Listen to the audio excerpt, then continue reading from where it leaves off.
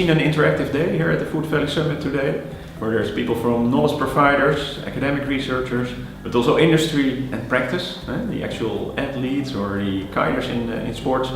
And by defining together what are the needs, you can develop that and jointly do the research, but also the innovation development for new products. We're talking about the mid-80s that we started to perform in top sport. I'm talking about ages that we were practicing twice a week, maybe 3 times a week. And when Arie Sellinger came to Holland, we were starting practicing 4 hours a day continuously, so there was a different nutritional approach.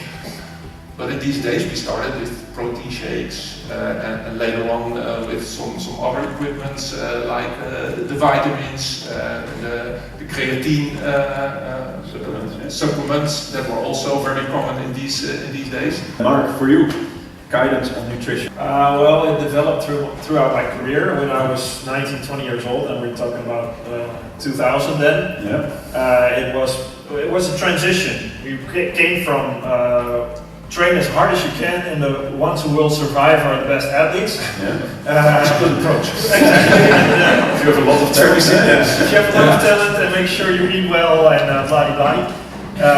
And then it was take sugars because you need fast, and then it all changed. In fact, everything went to more measurable performance measures, train smart instead of only hard.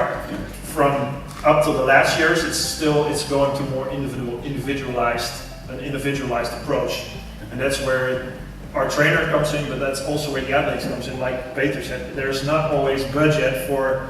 It's also where you as an athlete look for in your individual approach. You have to learn to know what works for you, learn to know your body, and you're the only one in the end who takes responsibility what he takes or not takes.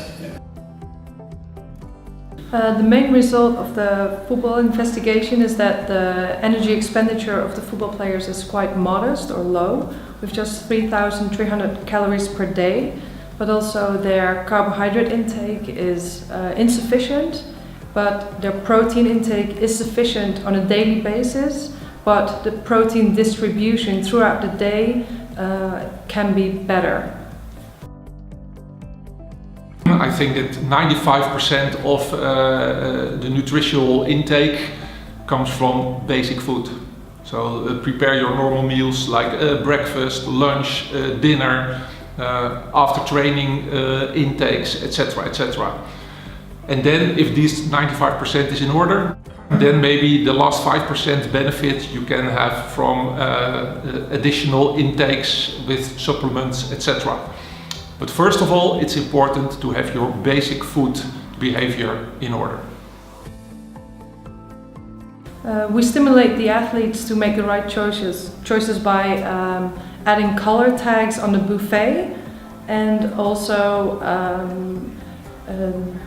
the menu setting, we change it for females and males. So for the females, we first provide the proteins and the carbohydrates, and lastly the vegetables. And for the boys, we firstly provide vegetables and then the carbohydrates, and lastly the proteins.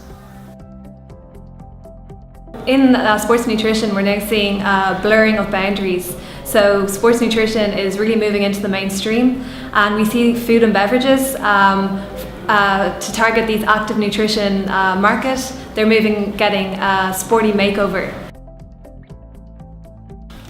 Crickets, insects in general, but crickets are a very rich protein source. So you have very high valuable protein source with all the essential amino acids.